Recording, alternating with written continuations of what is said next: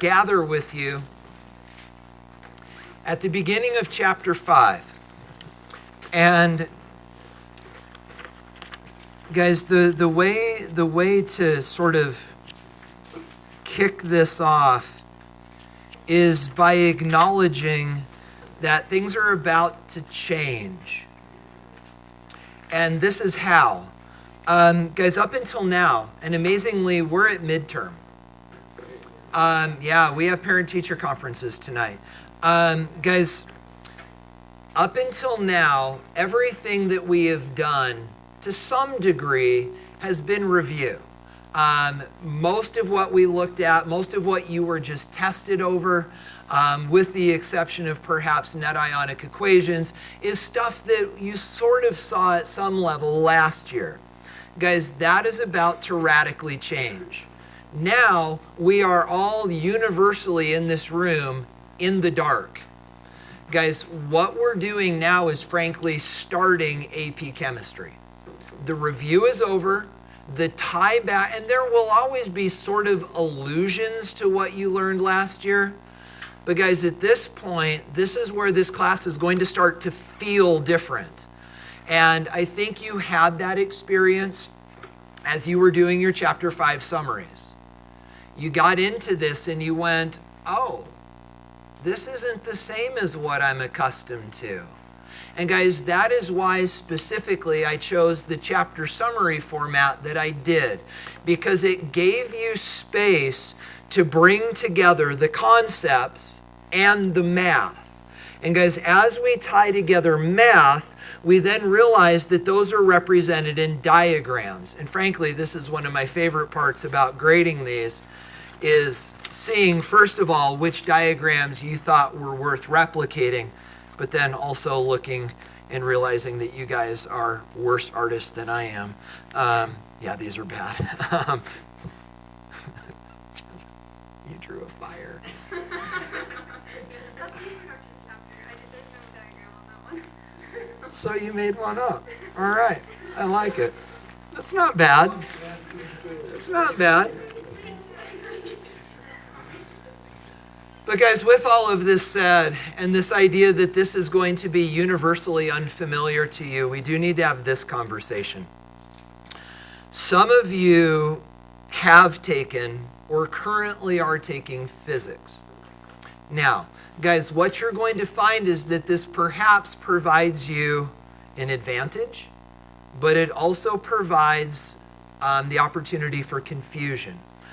What you're going to find is that starting today, and these words are not unfamiliar to you, we are going to talk about two important terms, system and surrounding. Sound familiar? Guys, why does that sound familiar? Because you did the chapter outlines. Guys, why do I have you do chapter outlines? Here's the thing you've got to understand. Unlike in college, where you do most of your learning from textbooks, in this class, I do not expect you to learn the material from the books. So why do I give you a textbook? And it's not just to have end of chapter problems to assign to you. Guys, the reason that I give you this textbook is because this is your future. This is what college feels like, is you and a book about this thick that costs a couple $100, and you in this book in a dark, secluded space trying to learn the stuff that's going to determine whether or not you get into grad school. And so, guys, the reality of it is it would be easy for me to go, don't worry about the book, I'm your teacher, I'll take care of it. But then you're going to go into college and you're going to curse my name because I never taught you how to access scientific texts. Guys, that's why I'm having you do these quadrant things and stuff like that. Because if you try to read this book like it's got a plot and vampires, you're going to be in a lot of trouble. This is not part of the Twilight series. Guys, this doesn't read like a novel. It doesn't have a plot. There's no sorcery. It doesn't go that way. So guys, you need to learn to access scientific textbooks, and that's why I have you do it. So when I can then say out loud to you, system and surroundings, what happens in your brain? Okay. Is your knee okay? concerned about you. So guys, what happens in your brain? And your brain goes like this. System and surroundings are familiar. Because they're familiar, your brain does not focus on the new terms. It focuses on the understandings and the definitions and the concepts and the relationships. So guys, that's why I have you do these outlines. It's to familiarize you with the material so that we can then get into it and it's not the first time you've heard it. Does that all make sense? Okay. So guys, with that said, start with me on chapter 5 and let's chat. So guys, what I hope you noticed is that throughout this chapter, even if we start on page 161, that they do a fairly nice job of tying concepts to illustrations and pictures. Bicycles rolling downhill then relates to bonds that are breaking at the bottom of page 161. Continuing on, we start to look at important concepts. How do we measure energy? What about work and heat and the transfer of energy? And we start to get the sense that this is going to be about energy. But then as we read on, we start realizing that this is going to be not just conceptual, it's going to be mathematical. And that balance between concept and math carries throughout the chapter. So guys, here's how we're going to break this down. Today in class, we are going to talk about some terms and some concepts that we are going to come back to throughout the entire year. And we're going to wrap up the day by talking about this little block of brass. And it actually turns into a very interesting conversation. But if you've taken physics, you may find that you've had similar conversations in your physics classes. This is the point at which you need to be careful. And the reason is this. Guys, both chemists and physicists talk about system and surroundings. The difference is what is called frame of reference. And I don't know if this is familiar to you. If you're not, it will be, but I need to say this up front. The frame of reference that we take in chemistry is the opposite of the frame of reference we take in physics. Why do we care? Because it changes the signs in all of our calculations. So, if you've taken physics and if you understand system and surroundings and if you understand delta E, which is the change in energy, guys, you're going to find that as we start to get into this, if you're coming from a physics standpoint, everything's going to seem backwards. The reason is because of our frame of reference, and we'll talk more about that later. So guys, are you comfortable with where we are? Do you get a sense of where we're headed? Can we get going? You guys good? Okay. So guys, here we go. Again, this is going to be today a lot of note-taking. There are terms and concepts that we need to universally agree on before we can have deeper conversations starting next week. So guys, when we talk about what we're doing, what we're talking about is thermochemistry.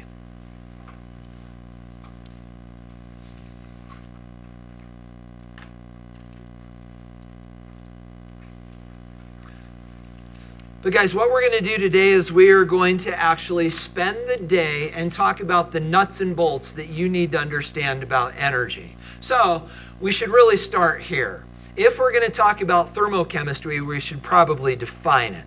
So chemistry is pretty self-support. You get it. But guys, what about thermo? When we talk about thermo, what are we talking about? Heat. And so we expand the concept of heat to actually include the broader concept of energy. You'll see why, and guys, please hear this, you'll see why when we get into chapter 19. Because the unit that we're doing right now is actually chapter 5 and chapter 19. Guys, do not look at chapter 19 for a couple more days. Chapter 19 is so confusing on its own that if you're trying to learn chapter 5, chapter 19 will crush you. So let chapter 19 alone. But guys, because chapter 19 is coming, we're going to say this. It's more than heat. It is energy. And perhaps if you've taken physics, you understand heat and energy are not the same things. But guys, thermochemistry is actually the study of energy changes as they affect chemical reactions. So it's the energy of chemistry. Now guys, as we dig into that, we need to take the next step then and of course define energy.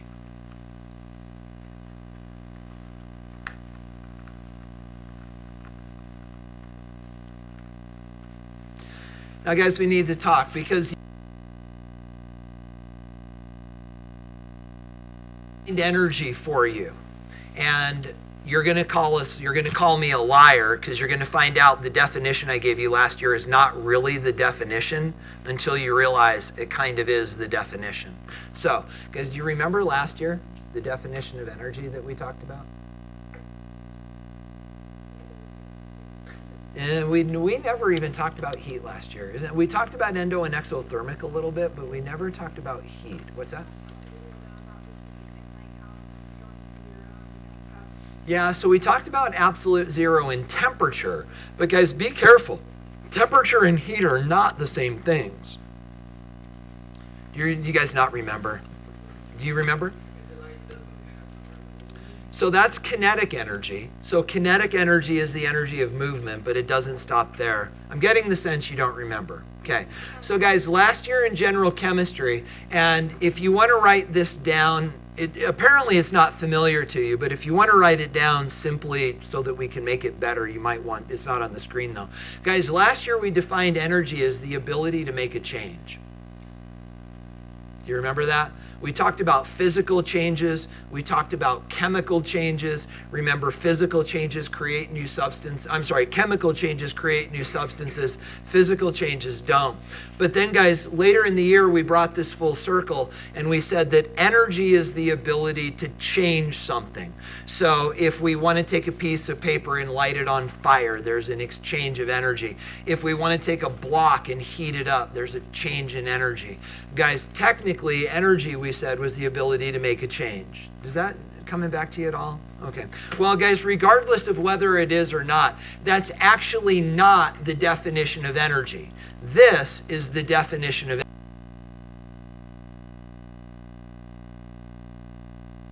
Do work or transfer heat.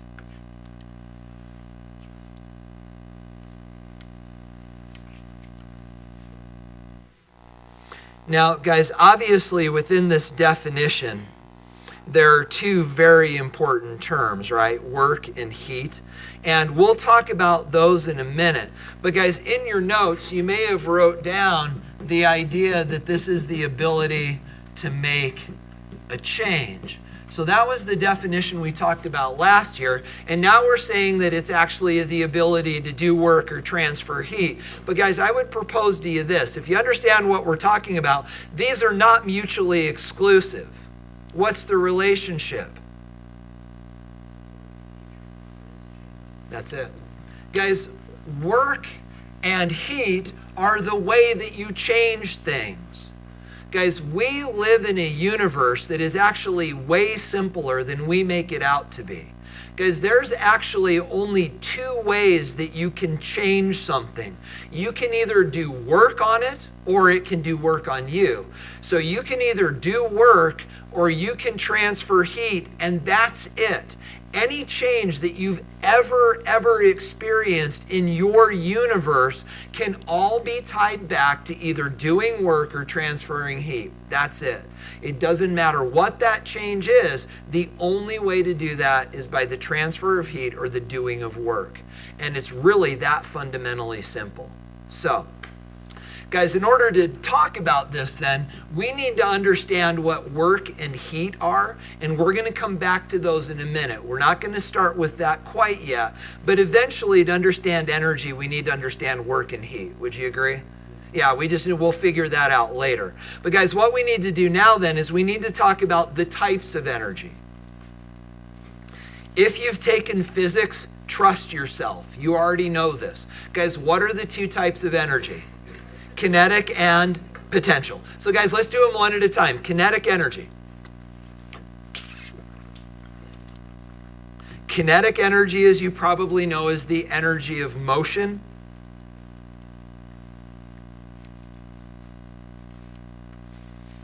Did they take this off the cheat sheet? the equation sheet. I think this equation is now gone. Nope, it's still there. And then, guys, we can quantify kinetic energy using this equation. The kinetic energy is equal to 1/2 mv squared.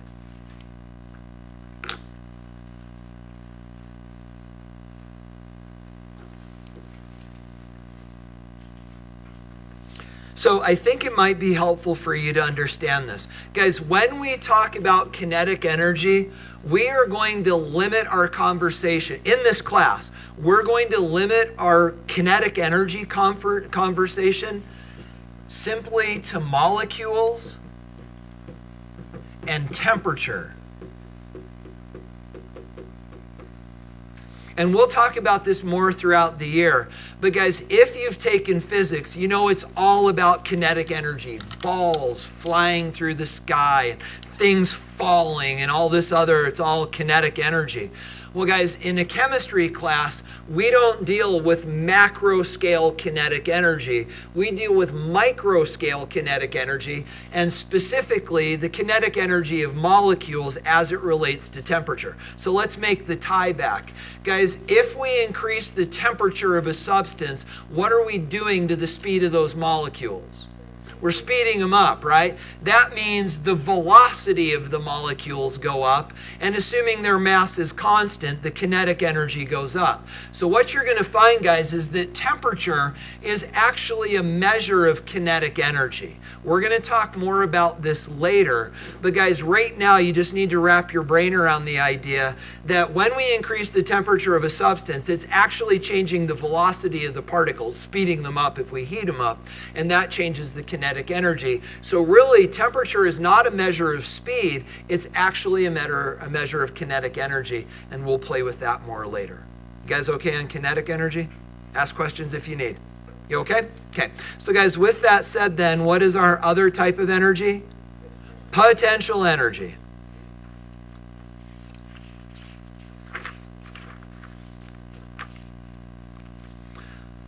So guys, in the same way that the definition that you learned last year for energy was wrong, I'm suspecting that your understanding of the definition of potential energy is also, even if you've taken physics, incomplete. So now you're scared to say anything, but let's try it. Guys, what is potential energy? Stored energy, right? And while that is true, it's actually not complete enough. So guys, you're about to have a deep thought. You ready? How do you store energy?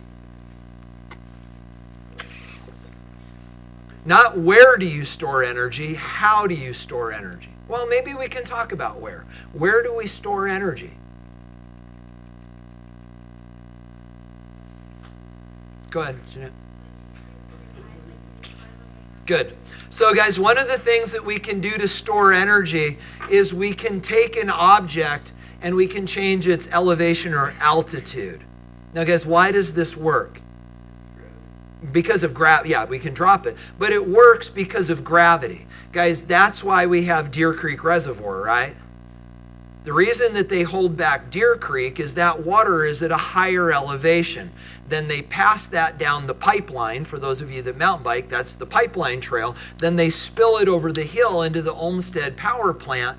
And all of that energy that is stored, right? Stored energy. All the energy that's stored in Deer Creek Reservoir literally flows in the water through that, and it generates electricity. So one of the ways that we can store energy is relative to gravity.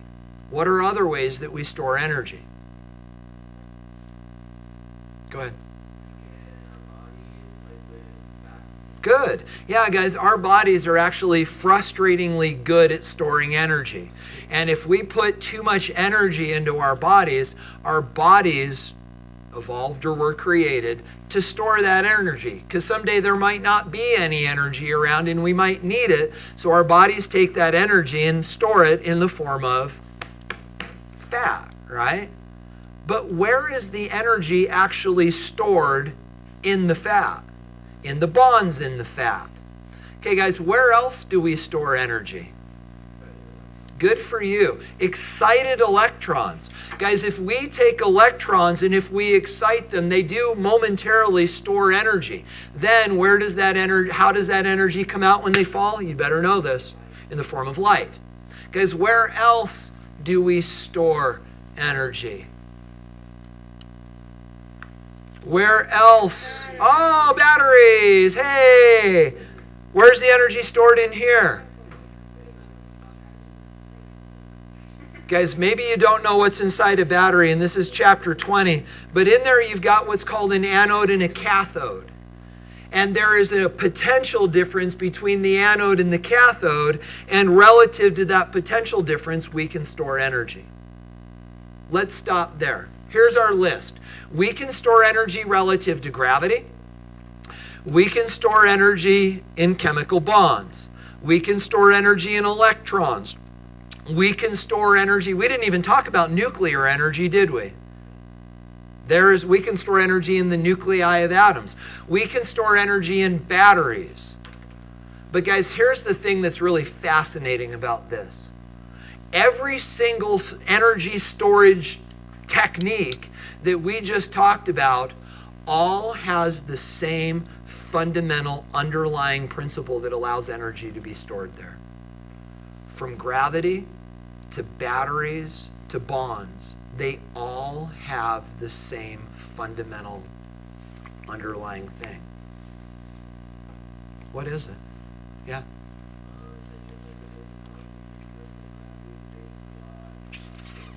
These are basic laws. But it's actually cooler than that because there's a common thread to all these basic laws. Do you know it? Attraction. Guys, our universe, it's almost poetic if you think about it. Our universe literally spins on the fundamental idea of attraction. So if we take our metal block and store energy in it, why is there energy now stored? Because the block is attracted to the earth through the force of gravity. Guys, where does energy get stored in chemical bonds? The attraction between the atoms or ions or molecules that make up those substances. Guys, where does energy get stored in batteries? The attraction between the metals that make up the battery and the electrons that we place in the battery, which can then flow. Guys, where is energy stored in excited electrons? The attraction between the electrons in the nucleus. Guys, fundamentally, all stored energy is simply stored by leveraging attraction and position.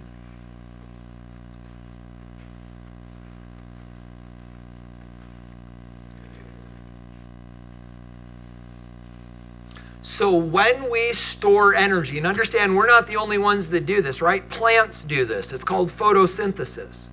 Guys, this is not just a human thing. This is an us thing. Guys, what we do is we store energy relative to an object's attraction for other objects. Hey, oh my gosh, how are you? I'm good. Guess what day it is? Come on.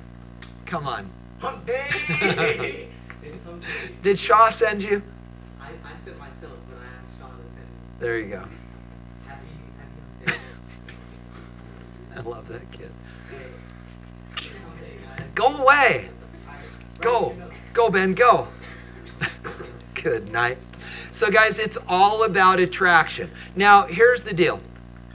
In this class, the only attractions that we're really going to talk about is the attraction between charged particles. Yeah, we understand that gravity works, but this isn't a physics class, so at our level, we're not going to talk about all the ways we can store energy. The one that we're going to focus on is the attraction between charged particles. So when we talk about the types of stored energy, we know that gravitational exists. This, of course, depends on mass, position, and gravitational pull. But guys, for us, this is the biggie. Electrostatic potential energy.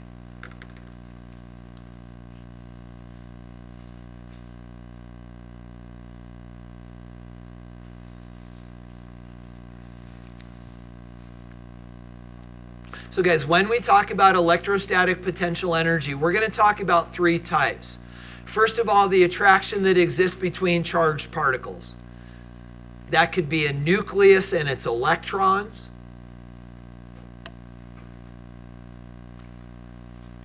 That could be positive and negative ions in a salt. We're also, though, going to talk about covalent bonding, where it's actually protons and electrons that are shared, but then it can also be partially charged species, and we're going to talk about intermolecular forces. Interestingly, as you're writing this down, I was a little disappointed that none of you mentioned gasoline as a place where we store energy. Thank you. But guys, that's sort of the holy grail. If we can figure out a way to store as much energy in a gallon of gas as we can store in a similarly sized battery, then all of a sudden electric cars are going to make a whole lot of sense. But guys, that's the game we play. All energy storage avenues have their pros and cons, but these are the ones that we're going to talk about. So guys, questions on types of energy, and specifically now I think you're coming to understand that potential, not gravitational, but potential energy is going to be especially important to what we're doing this year. You guys okay? We good? Okay. So guys, moving along, was that too fast? Okay, so moving along then, guys, now we need to talk about units of energy.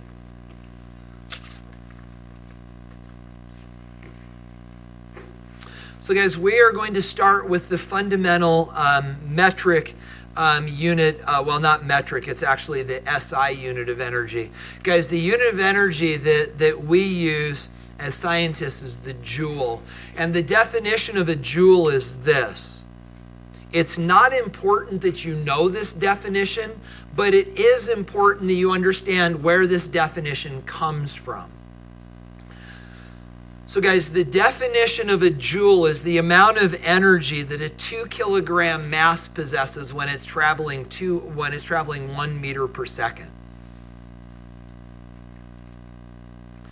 Which sounds weird until you figure out where this is coming from.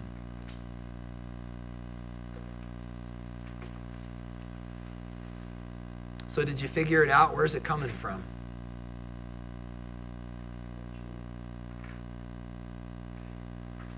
So guys, try this. Go back in your notes. You have a mathematical equation for energy. Kinetic energy is equal to 1/2 mv squared. Well, guys, it turns out to satisfy this equation, the mass needs to be in kilograms and the velocity needs to be in meters per second. So if you take 1/2 times 2 kilograms times 1, I should probably put units on that, times 1 meter per second squared, and if you do this math, what do you get? 1, right? 2 divided by 2 times 1/2 is 1. 1 squared is 1. Multiply it together, it's 1. So guys, this is where the definition comes from, is the fact that kinetic energy is defined as 1/2 mass times velocity squared. And these values satisfy that equation and result in a number of 1. But that's still really abstract, right? So think about this. Guys, what in your world weighs 2 kilograms?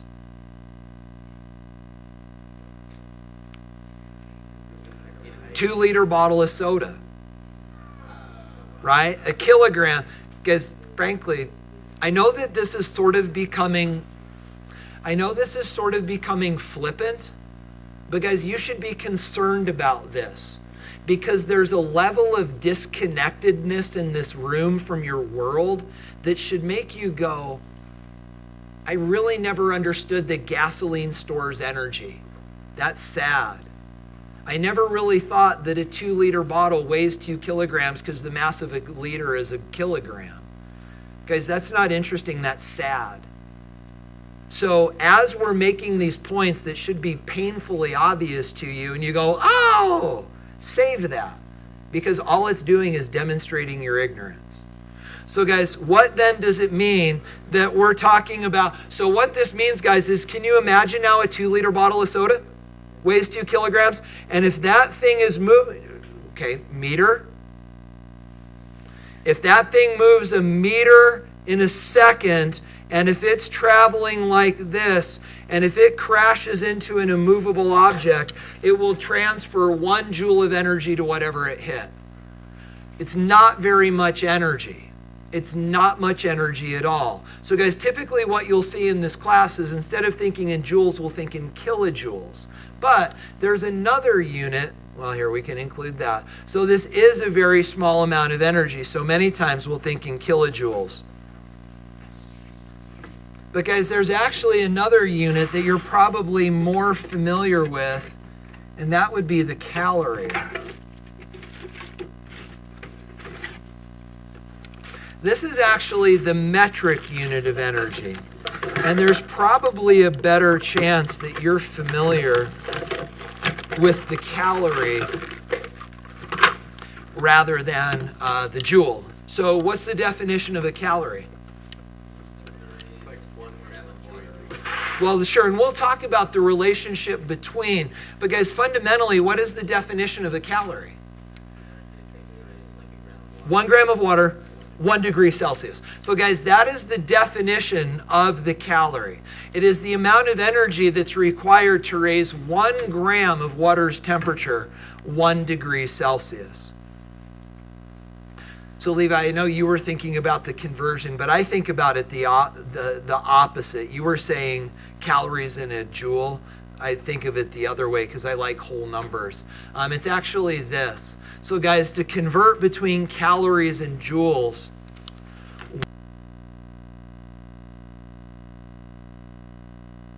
that's unlimited significant digits.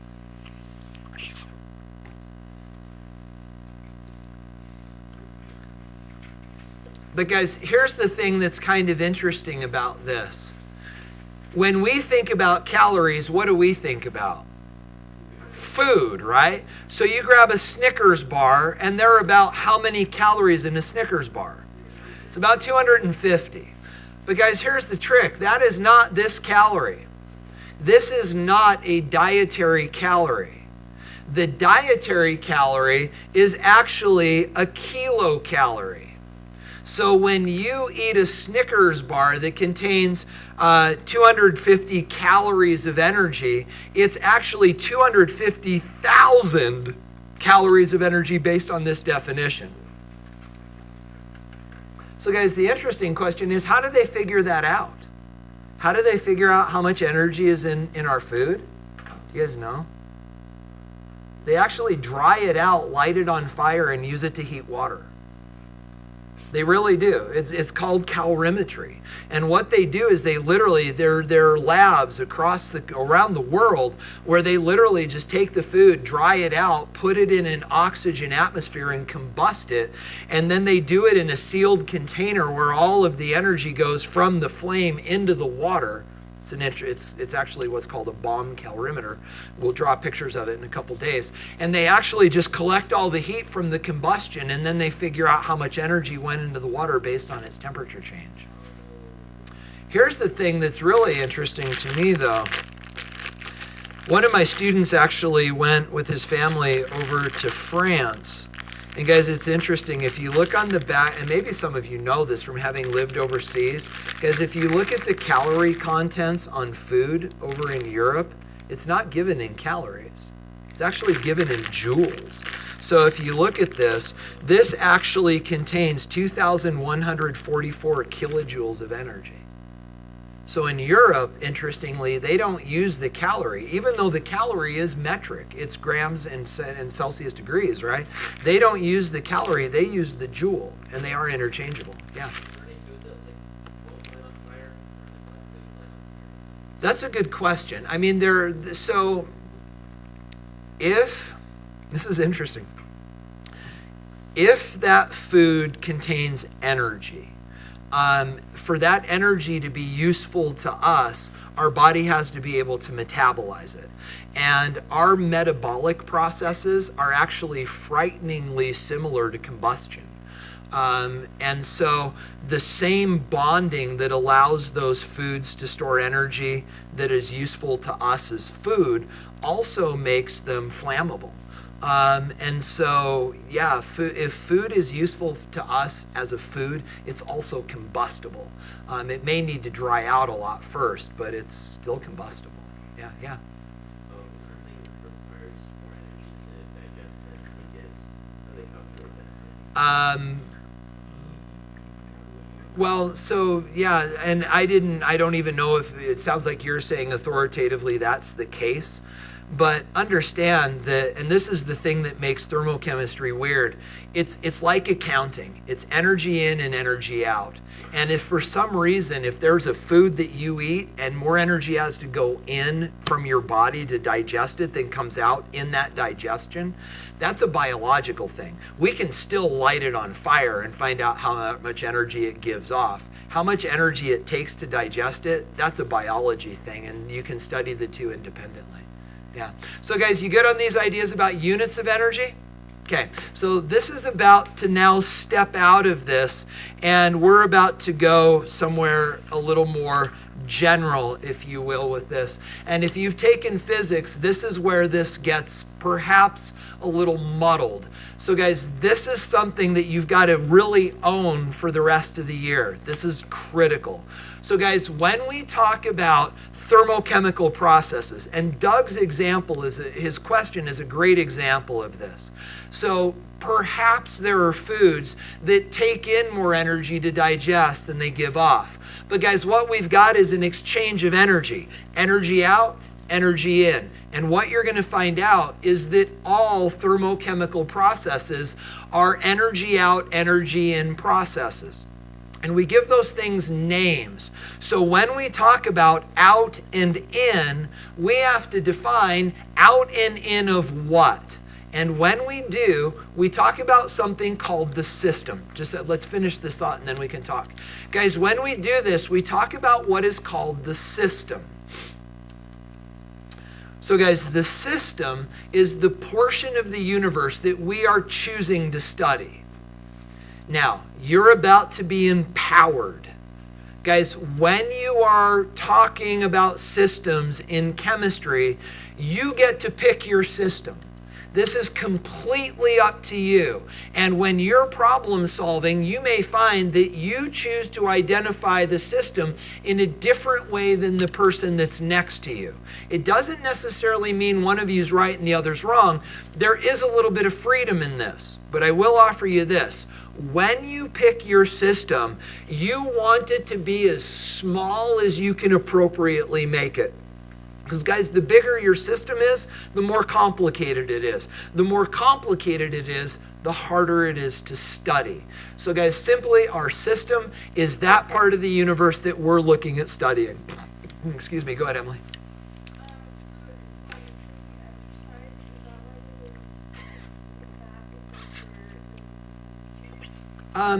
Perhaps. So you're not releasing energy, you're actually using energy. And if your body is calling for energy, and our bodies are fascinating, but as you're exercising, your muscles are going, I need energy in order to do what I'm doing. And so the first place your body goes is, hey, do I have any glycogen on store that I can use? And if the answer is no, then your body goes, hey, let's go grab some fat and let's turn it into something we can burn. And it's at that point that you start losing weight. But if you got a belly full of food, your body's going to burn that before it burns the fat. So it's really an in and out sort of thing. But the biology of it's fascinating. It's nowhere near that simple, but it's really cool. So, as once we identify our system, we then need to talk about the surroundings. And guys, this sounds silly, but this actually is the definition. It's everything else.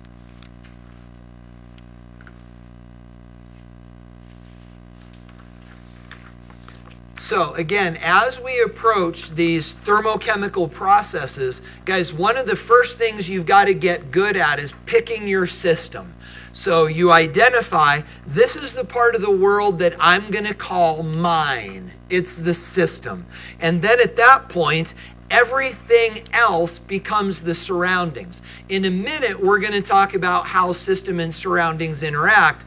But before we do, we've got to define some terms. And guys, here's the deal. The systems that you use in this class, when you take thermochem your junior year in college, this will change. But for us, our systems will be what are called closed systems. Guys, this is a technical term. This is a term that you can use on the AP test, and the authors know what you mean. But in order to use it, you got to understand it. So what does it mean if we have a system that is closed? And what it means is this. Energy can get in and out, matter can't.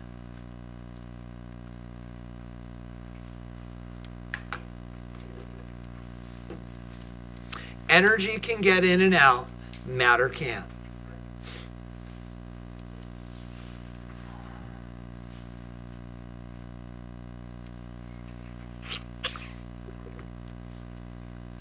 So guys, let's have a little deeper conversation and figure out. Not get in and out, then what law do we know is going to apply? Law of conservation of mass. If matter cannot get in or out, the mass ain't going to change.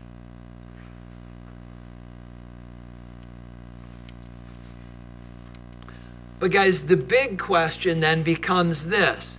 If energy can get in or out, the question is how?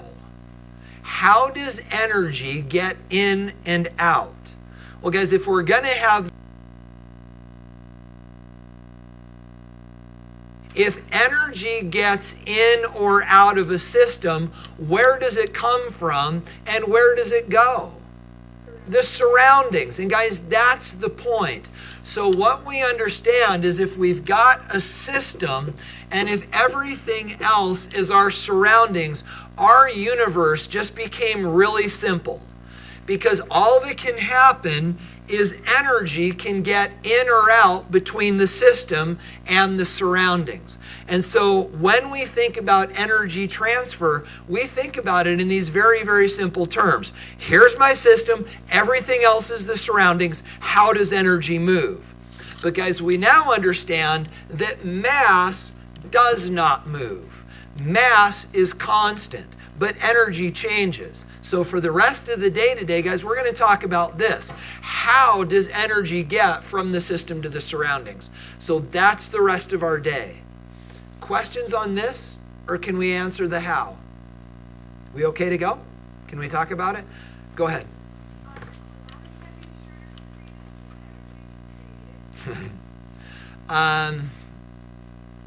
So let's be careful. So you said matter can never be created or destroyed, right?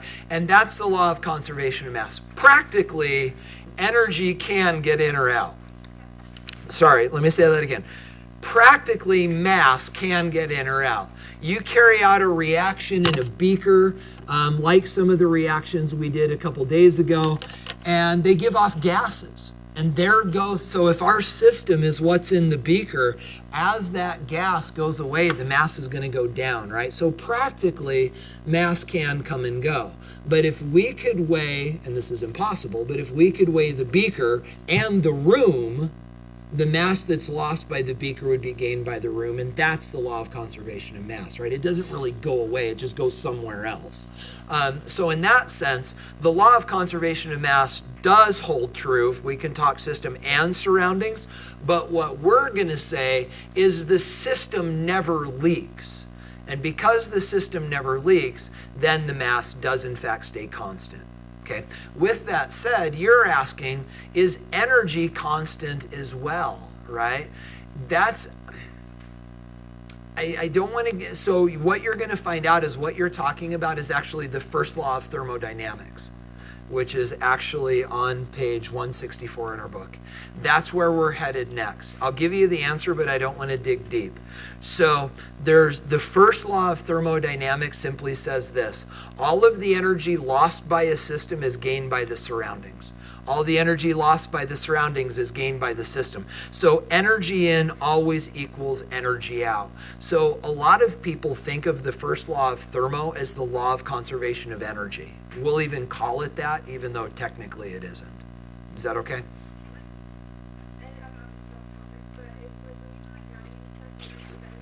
Mm-hmm. Yeah, it goes, well, you're not going to like this. So I'll answer it, but we got to be careful. It actually goes into disorder. And we can't talk about that until we get into chapter 19.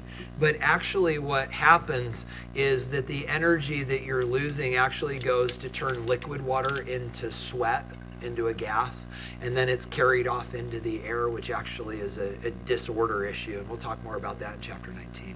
Yeah. We'll talk then. Yeah. Guys, go ahead, Mark.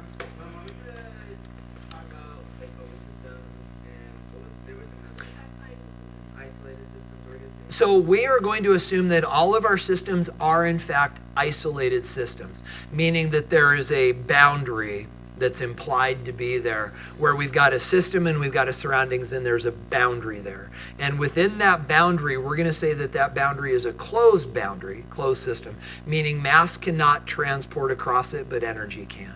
Okay. One of the things that maybe you're thinking about is open and closed containers. And that's different. We're going to talk about open containers in a couple days. Actually, yeah, a couple days. But understand that open and closed systems and open and closed containers are different. And we're going to talk about those later. Go ahead, Susan.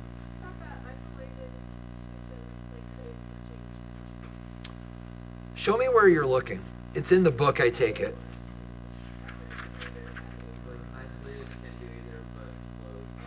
Oh, I'm sorry. Here, can you find it for me in the book? Okay, so guys, I apologize. I totally forgot that they even talk about this.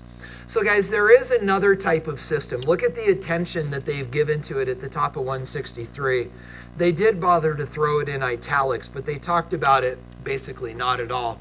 There is another type of system. It's an isolated system. And in an isolated system, energy can't transfer either. And at that point, there's no conversation to have because energy is not moving. So the systems that we we'll never talk about isolated systems in here. It's good to understand that an isolated system is possible in theory, but it's sort of, if we think of systems as being isolated, then there is no exchange of energy or mass, and then there's nothing to talk about. Is that okay? Okay. So guys, are you satisfied with where we're at? Can we go? Okay. So guys, coming back to the conversation we're having, we're now going to talk about the how. How does energy get in and or out of a system being exchanged with the surroundings? And guys, the answer is right there. It's actually these two, work and heat. So let's build up to it. So the answer to the how, and you don't need to write it down yet, but the answer to the how is work and heat. How does energy get in and out of a system? Work and heat. So now let's talk. So guys, we need to talk about something called the total internal energy of a system. So the total energy of a system is what we call the internal energy of the system. So whatever we choose our system to be, all of the energy that that system contains is called internal energy. Kind of makes sense because it's internal, it's inside. But now guys, go back to what we talked about before. How many different kinds of energy are there? 2. What are they? Kinetic and potential. So guys, that's it. The internal energy of a system is simply the sum of the kinetic energy and the potential energy. I don't know if this is any value to you, but you could say then that energy internal is equal to energy kinetic plus energy potential. It's really that simple. If you know the kinetic energy of a system, if you know the potential energy of a system, you add them up, and that's the total internal energy of the system. So now, guys, with that as a starting point, the question becomes, how do we change that? How do we change the internal energy of a system? And the answer is this. There are only two ways to do it. And guys, understand, this is not us dumbing this down because this is just an AP class. And when you get into college, they'll actually give you the real answer. Guys, this is it. This is the exhaustive list. It doesn't matter how many PhDs come after your name. This is all you get to think about. There's only two ways to get energy in and out of a system. One of them's work. Now, guys, in physics, you talk a lot about work. In chemistry, we don't. We'll talk more about why later. But in a chemistry class, we don't talk a lot about work. But we are going to talk about it a little. Guys, and the other is heat. So we're going to pick these off one at a time. And then we're going to wrap up our day. So, guys, let's talk about work first. Work is abbreviated with an italicized W. And guys, work, and it's important you do understand the definition. We're going to have a conversation in a couple days, and if you don't get this, it's going to be lost on you. Guys, work is defined as the energy used to cause an object to move against a force.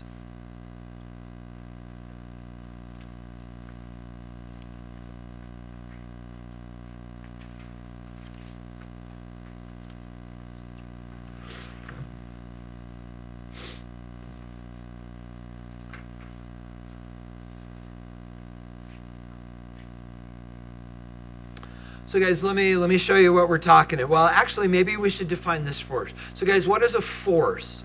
A force is any kind of push or pull that is exerted on an object.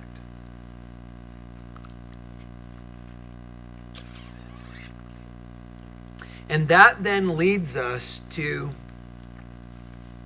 the simple equation that allows us to define work. It's just force times distance.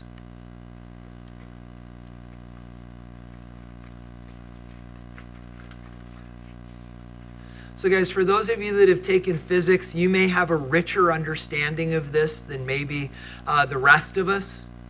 But I would like to offer you at least this.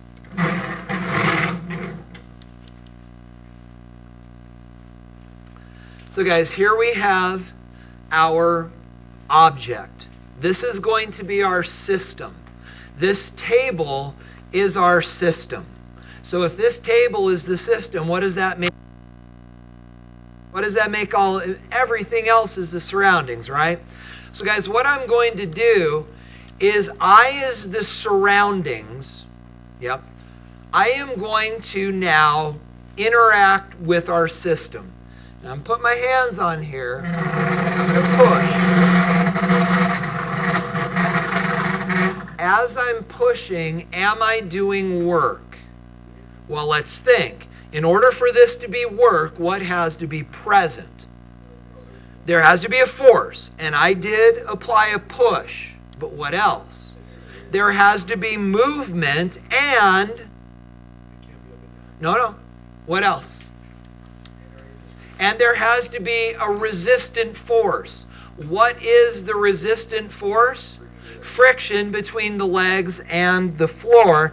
And perhaps you understand some things about inertia, and initially I'm overcoming inertia. That's fine. But guys, I would propose to you that I'm doing work. Now, if I as the system am doing work, I'm doing work on the system, what am I imparting to that system? Energy. Now guys, if in fact I'm imparting energy to this system, then it's got to be one of two kinds of energy, right? What are the two kinds of energy?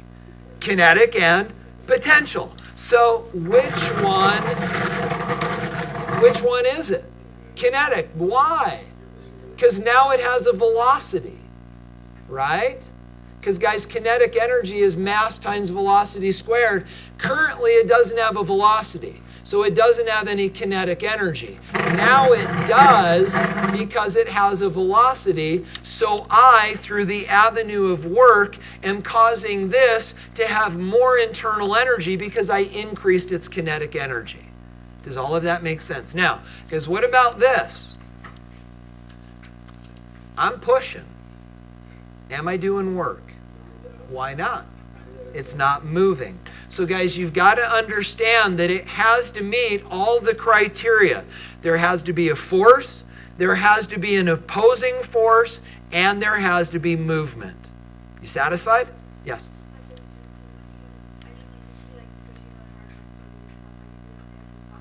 Yeah. Good. Good. Okay, so did you hear what Jessica said? She said, if you've done wall sits, you know what I'm talking about, right?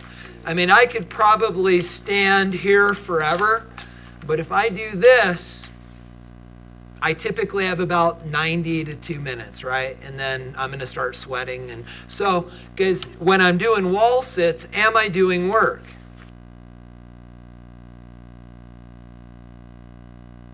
Is the wall, I'm not doing work. But if the system is me, now all of a sudden I'm doing work. But here's the problem. You can't do work on yourself. A table can't move itself, right? So then you've got to be even more careful about defining your system. So perhaps now my system are my quads. And if this is the system, then the rest of my body becomes the surroundings. And now my quads, perhaps, because these muscles are in fact firing and there is movement in there, perhaps then if we're looking at the muscle fibers in my quads, now there is movement and resistance and there can be work. That's why it's critical that you need to define your system very, very carefully. Go ahead, Mark.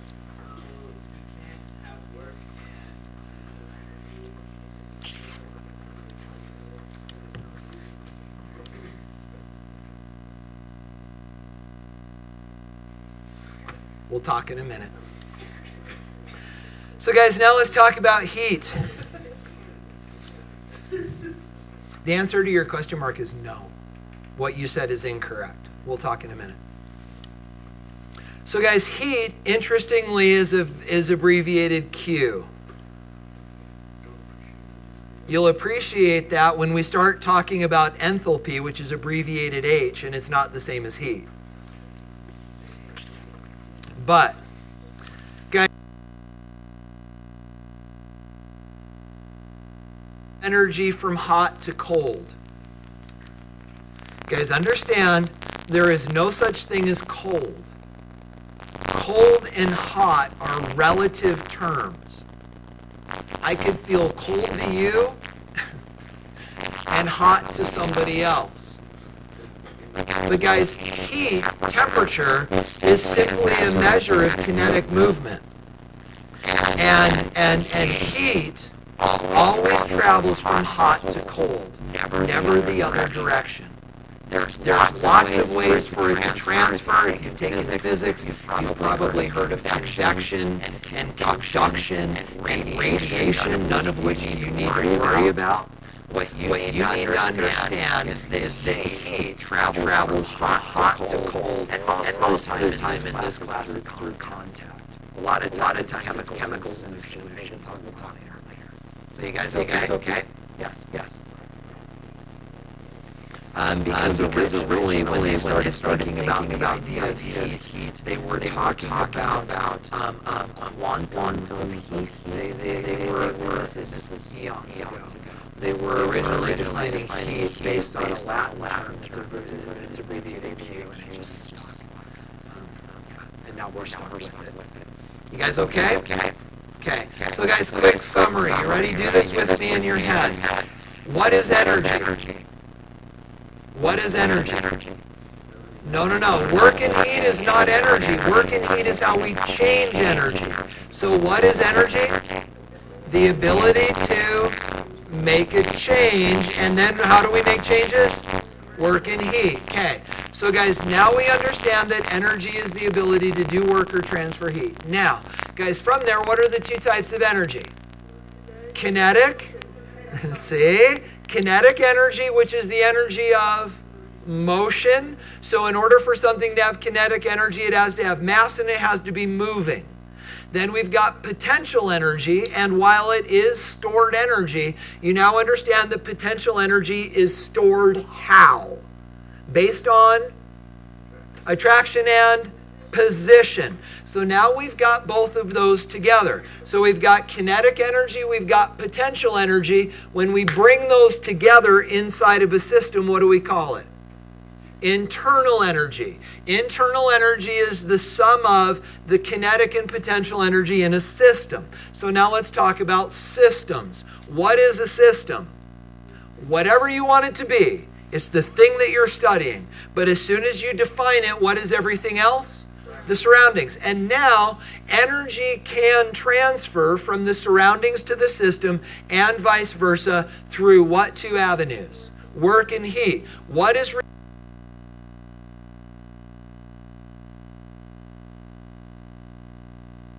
force? Without opposing force, even if it's inertia, there is no work being done. And then guys, what about heat? Heat is the transfer of kinetic energy from hot to cold. Good? Please. Well, light it's a radiant energy that has the ability to transfer energy, but it's not a form of energy. Okay. Yep. Okay. So guys, did you notice that as we went back and just reviewed everything that we talked about, you started to stumble? What is energy? Work and heat. No, it's not. It's the ability to transfer work and heat. What are the two types of energy? Work and heat. No, it's not. It's kinetic and potential. Guys, the terms are important. So I would offer you this. So guys, what we're going to do to summarize all of this is we're going to play, so to speak, with this block.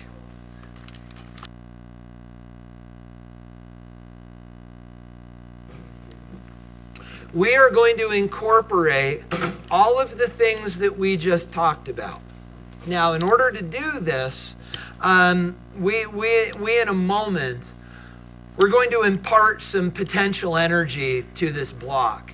Now, the problem is, because you understand the potential energy is positional, and this is gravitational energy.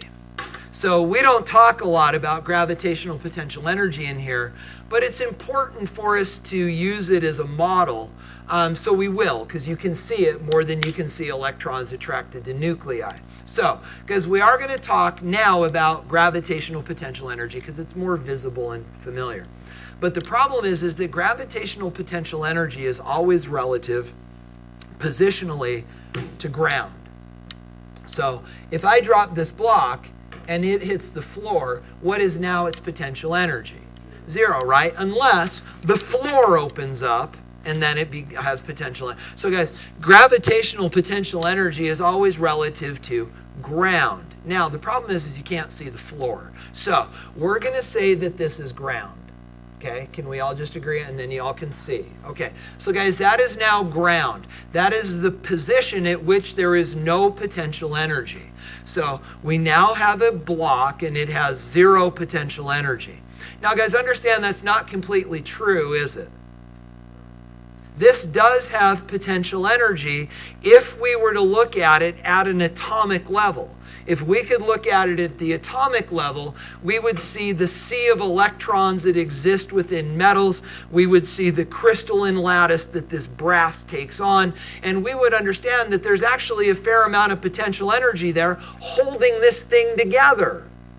And we would also understand that they're wiggling. So they have kinetic energy as well, right? There's a ton of internal energy inside this block based solely on the bonds that it contains and the fact that the particles are moving. Do you know what I'm saying? Okay, so now guys, this is where it becomes important for us to define our system. So here it is. Our system is going to be the block, not the atoms in the block. We are going to choose to study this system as a macro scale whole, independent of the things that make it up. You understand? Okay, so now we've defined our system. So if that is the system, what does that make? You, me, and everything else. Surroundings, right? Okay, so now, guys, we've got a system, we've got a surrounding. That's us, but focus on me. So now, let's talk about the system. What is the potential energy of that system? 0. What is the kinetic energy of that system? Why? Does it have mass? Yes. What is it missing that gives it no kinetic energy? Velocity. Okay, so now, guys, what's going to happen? Well, let me ask you this. What is the total internal energy of this system? 0. Kinetic plus potential is equal to total internal, and it's 0, 0, 0. This has no internal energy. Now, guys, we're going to change that. We are going to impart energy to this system. So as we impart energy to this system, where does that energy have to come from? The surroundings. A system cannot give itself energy. There's some pretty deep implications to that. So guys, this thing is powerless to change itself. The only way that this can change is if something in the surroundings acts upon it. So what I'm going to do as a member of the surroundings is I am going to come along and I'm going to change the energy of this system. Now, guys, in order to do that, all I have to do is grab this thing, and I'll do it, and then we'll do it again and talk about it. I'm going to grab this thing, and I'm going to move it. Now does it have energy that it didn't have before? And you see me sort of doing this, right? Pretend it's still. So, guys, what kind of energy does this thing have? Potential energy. And, guys, where did that energy come from? From me, right? So how much energy did I lose? The same amount that this thing gained. That's where we're headed. That was your question, Jessica. That's where we're headed with this. So guys, this block just gained as much energy as I lost. Now let's do this again. We'll do it in slow-mo. Okay, so now guys, potential and kinetic energy, are we agreed at 0? Okay, now when I move this, am I adding energy to this block through the avenue of work or heat?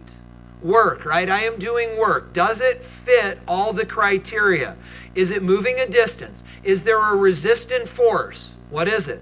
Gravity. And I am providing a force that is opposing that force and causing it to move. So as I do work, I am changing which type of energy in this block?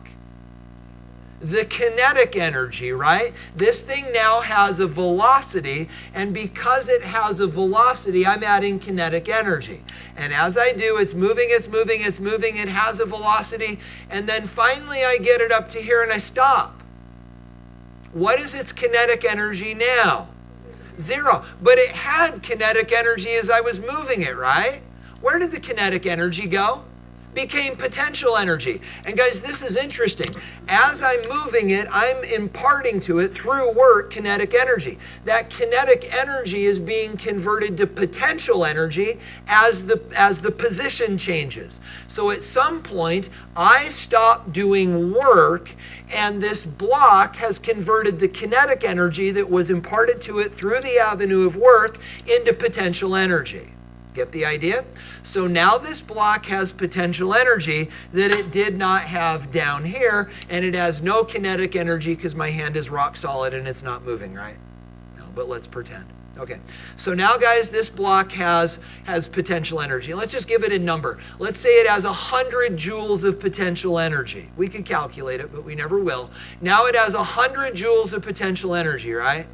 Now guys, what happens when I drop it? Yeah, so it has 100 joules of potential energy. And as it falls, what is happening to its potential energy? Going up or down? Going down. Where's it going? Into kinetic energy. So potential is being converted to kinetic. Now guys, here's the trick. How much potential energy does it have right here? 100 joules. We're making up a number. And as this falls, what happens to its potential energy? Goes down. What happens to its kinetic energy? Goes up. Now, when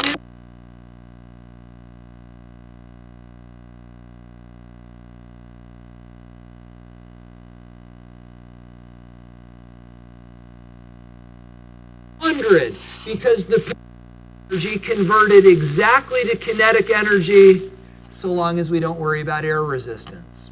Okay? So all of its potential all of its potential converts to kinetic.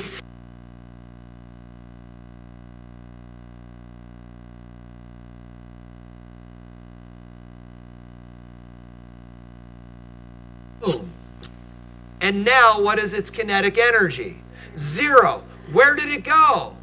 Into the, and how did it get there? There's only 2 choices, work and heat. So where was their work? Because, guys, it's now 0. It's gone. So where was the work done? Yeah. And how did you know air pushed out? Sound.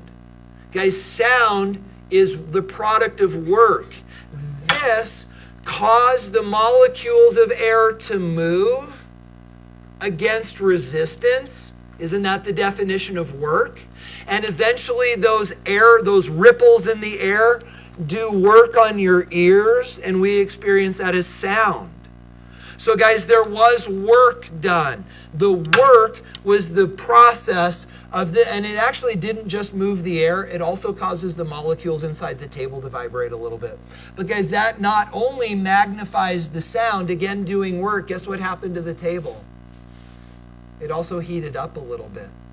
If we could measure the temperature of the table, it would be slightly warmer because the energy is not only expelled to the surroundings through the vehicle of work, it's also expelled through the vehicle of heat. A little, mostly work, but there is a little heat. Do you get the idea, guys? You never thought that the simple act of grabbing a block, raising it up and watching it fall back down to the ground, guys, included like 20 different really fascinating physical processes. But this is the conversation that we're going to have next week, not looking at falling blocks, but looking at bonds forming and breaking and interacting with surroundings and exchanging heat and doing work and all of this stuff. If you can picture it this way, perhaps you can transfer those understandings to the microscopic when we start talking about atoms. Mm-hmm. Yeah, but then when we talk about light, we're back to what Doug was talking about with excited electrons, which is another way to store energy until they fall. And then that energy is released as light, which is what Mark was thinking about. Yeah, absolutely, because it heats the air. Yeah, go ahead. Yeah, so again, if we're lowering this down, so when we just drop it, work is not being done. The work was done here. When we drop it, this thing falls spontaneously, which is actually where we're headed in chapter 19. When something happens spontaneously, work is not being done. The work has been done. If we lower this back down, that's actually me doing more work, but work in the other direction. In this case, it wouldn't. So as we're lowering it down, we are creating a little bit of kinetic energy, but now the kinetic energy, because it's directional, it's what's the difference, scalar or vector? It has direction, and so it's actually work in a negative direction. Yeah. You guys, so let me do this. You're sitting there going, holy smokes, that was a lot. Guys, if you can agree with these statements, you're where you need to be. So first of all, this. Energy can be converted from one form to another. And what are those forms? Kinetic and potential. Kinetic can become potential. Potential can become kinetic. And when they do, there's no change in internal energy. That was the idea that here this has 100 joules. Down here it's still 100 joules. It's just potential became kinetic. Second, that energy can be transferred back and forth between a system and its surroundings. And when that happens, it happens through the conduits of work and heat. So if you can separate these in your head, potential and kinetic can interchange without changing total internal energy, but total internal energy can change based upon interactions with the surroundings through the avenues of work and heat. You're where you need to be. Okay, yeah. I have kind of a random question that's related to chemistry. If you're dropping a penny in space, you hit the table, and it doesn't make a sound, would all of the energy be required to be thermal energy? Not necessarily, because you're still hitting something that has the opportunity to vibrate. And you understand that, right? You put your ear on here and you do this and you can still hear it. So sound is the vibration of air molecules, but you can still propagate energy as sound through solids. So the act of it hitting something, some of that energy will be lost vibrationally. You guys okay? So guys, here's your homework.